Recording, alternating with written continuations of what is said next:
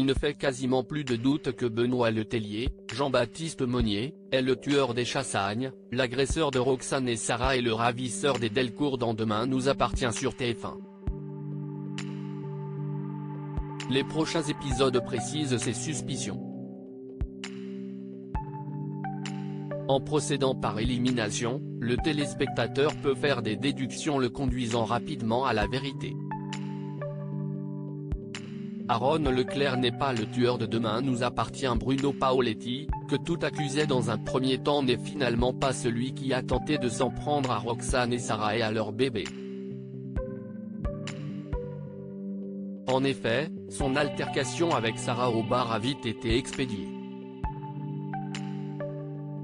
Ce jeudi 23 mars 2023, le nouveau suspect, Aaron Leclerc, Stanley Copet, lui aussi présent au bar, et donc ayant sûrement retenu l'adresse du domicile prononcée à haute voix par Sarah, est lui aussi écarté.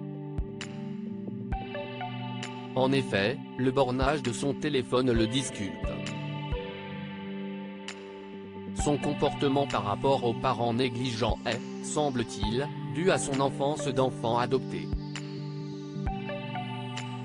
Il a acheté le DVD d'un dessin animé, utilisé par le suspect pour sa mise en scène macabre, chez un brocanteur par nostalgie. Et enfin, il n'a pas d'hématome à l'endroit des coups de batte de baseball de Roxane.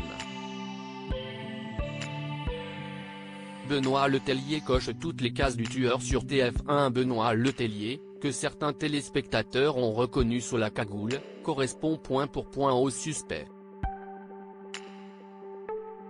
Il est très proche de Lisa, Naïma Rodrigue, l'enquêtrice qui s'est finalement déchargée de l'enquête en demandant à être écartée au commandant Constant.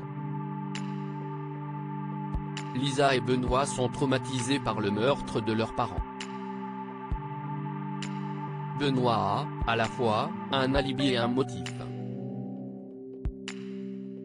D'autant que Benoît est gentil.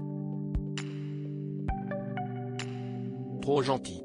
Curieusement, il correspond à la description qu'en faisait vaguement Sarah après avoir été confrontée au cambrioleur, un homme grand, semblait-elle se souvenir comme détail marquant.